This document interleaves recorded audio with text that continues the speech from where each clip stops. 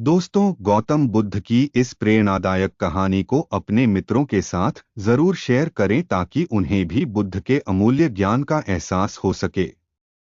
और हाँ, comment box में नमो बुद्धाय लिखना न भूलें। नमो बुद्धाय। गौतम बुद्ध उस लड़के को यह सीख देना चाहते थे कि जो इंसान अपने मन में खुद के बारे में विचार करता है वह व्यक्ति उसी के समान बनता जाता है। किसी इंसान को अगर दुनिया की किसी भी चीज से सच्चे मन से लगाव हो तो वह इंसान उस चीज को प्राप्त कर लेता है। वही जो इंसान अपनी मन छाई चीज को प्राप्त करने में असमर्थ है, उस इंसान ने अपने मन में सच्चे भाव से उस चीज को चाहा नहीं होता है। वही दोस्तों, गौतम बुद्ध की इस प्रेरणादायक कहानी को आप अपने मित्रों के साथ शेयर जरूर कीजिए ताकि उन्हें भी गौतम बुद्ध के असल ज्ञान के बारे में पता चल सके। और कमेंट बॉक्स में नमो बुद्धाय लिखना ना भूलें। नमो बुद्धाय। क्या तब तक मेरा एक छोटा सा काम कर सकते हो प्रभु? यह तो मेरे लिए गर्व का विषय है कि मैं आपके काम आ सकूं। युवक ने पुनः अपने हाथ जोड़ दिए और कहा, आप आदेश करें प्रभु। बुद्ध ने युवक को एक चमकीला पत्थर देते हुए कहा, तुम्हें इस पत्थर का मूल्य पता करना है, पर ध्यान रहे इसे बेचना नहीं है, सिर्फ इसका मूल्य पता करना है। जैसी आज्ञा प्रभु। ऐसा कहते हुए युवक ने बुद्ध से वह पत्थर ले लिया। उसने एक बार फिर से उन्हें प्रणाम किया और बाजार की ओर चल पड़ा। बाजार वहां से ज्यादा दूर नहीं था। युवक थोड़ी देर में वहां पहुंच गया। वह सुबह का समय था, इसलिए बाजार अभी ठीक से लगा नहीं था। वहां पर इक्का दुक्का दुकानदार ही थे। युवक ने जिज्ञासावश इधर-उधर नजर की। उसे एक पेड़ के नीचे एक दुकानदार नजर आया। वह आम बेच रहा था, इसलिए ना तो वह रुका और ना ही उसने जोहरी की बात का कोई जवाब दिया। वह तेज तेज कदमों से बुद्ध के आश्रम की ओर चल पड़ा। जोहरी ने पीछे से आवाज लगाई, यह अत्यंत मूल्यवान पत्थर है, अनमोल है, तुम जितने पैसे कहोगे मैं दे दूंगा। यह सुनकर वह युवक परेशान हो गया। उसे लगा कि कहीं पत्थर के लालच में जोहरी उसे पकड़कर जबरदस्ती ना करने लगे, इसलिए वह तेजी से आश्रम की ओर दौड़ पड़ा। युवक जब बुद्ध के पास पहुंचा तो वह बुरी तरह से हाफ रहा था। उसे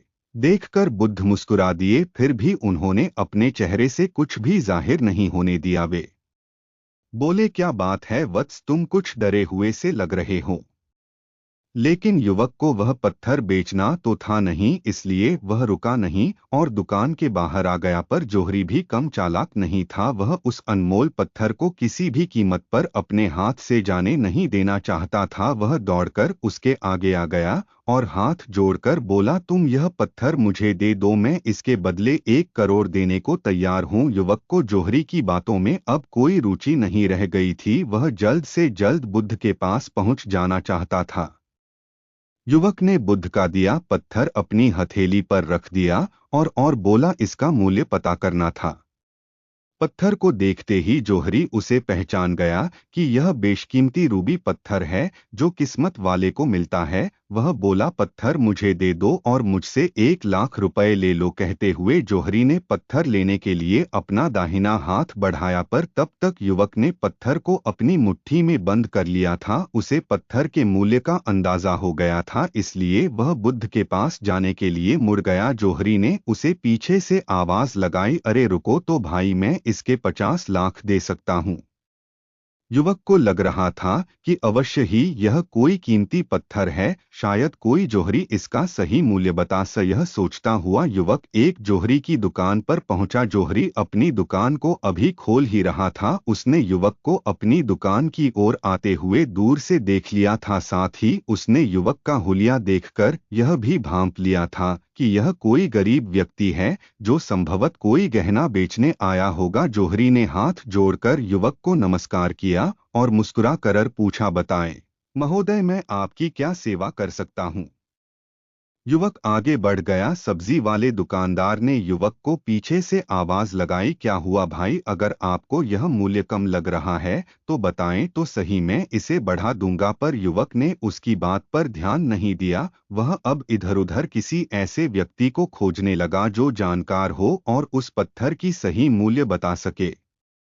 युवक उसके पास पहुंचा और उसे पत्थर दिखाते हुए उसका मूल्य पूछा। उस पत्थर को देखकर सब्जी वाले की आंखें खुशी से चमक उठी। वह मन ही मन सोचने लगा, यह पत्थर तो बहुत कीमती जान पड़ता है, अगर यह मुझे मिल जाए तो मजा ही आ जाए। क्या हुआ भाई, कहाँ खो गए? युवक ने दुकानदार की तंद्रा तोड़ी। सब्जी वाला चौंकता हुआ बोला, कुछ नहीं, मैं तो बस मन ही मन इसकी कीमत की गणना कर रहा था। वैसे मैं इस पत्थर के बदले एक बोरी आलू दे सकता हूँ। सब्जी वाले के चेहरे की कुटिलता देखकर युवक समझ गया कि यह दुकानदार भी मुझे मूर्ख बना रहा है। मुझे किसी और से इसका मूल्य पता करना चाहिए, यह सोचता हुआ।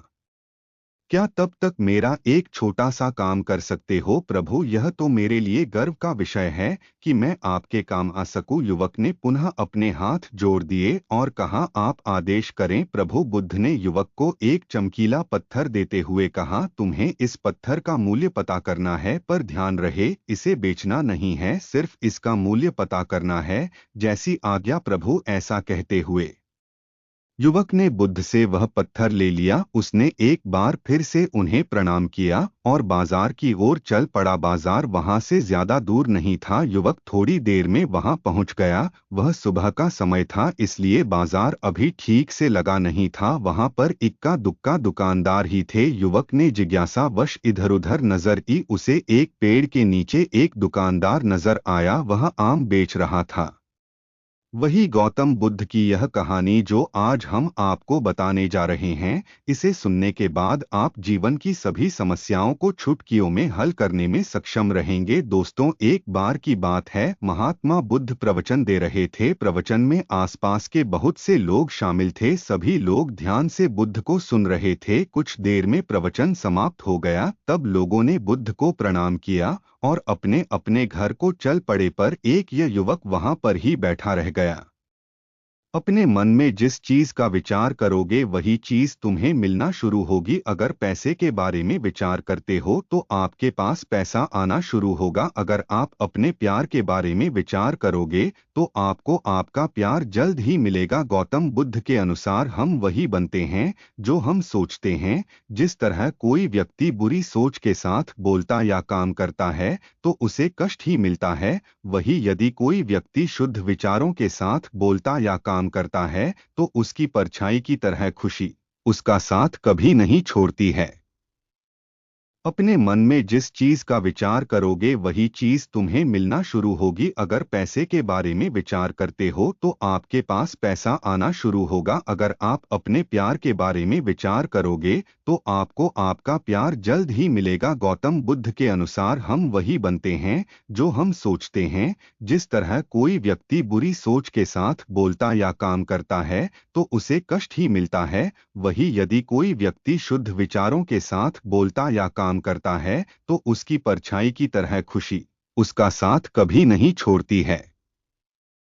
मन का मंत्र जो चाहोगे भी मिलेगा। गौतम बुद्ध उस लड़के को यह सिख देना चाहते थे कि जो इंसान अपने मन में खुद के बारे में विचार करता है वह व्यक्ति उसी के समान बनता जाता है। किसी इंसान को अगर दुनिया की किसी भी चीज से सच्चे मन से लगाव हो तो वह इंसान उस चीज को प्राप्त कर ही लेता है। वही जो इंसान अपनी मनचाही चीज को प्राप्त करने में असफल है, उस इंसान ने अपने मन में सच्चे भाव से उस चीज को चाहा ही नहीं होता।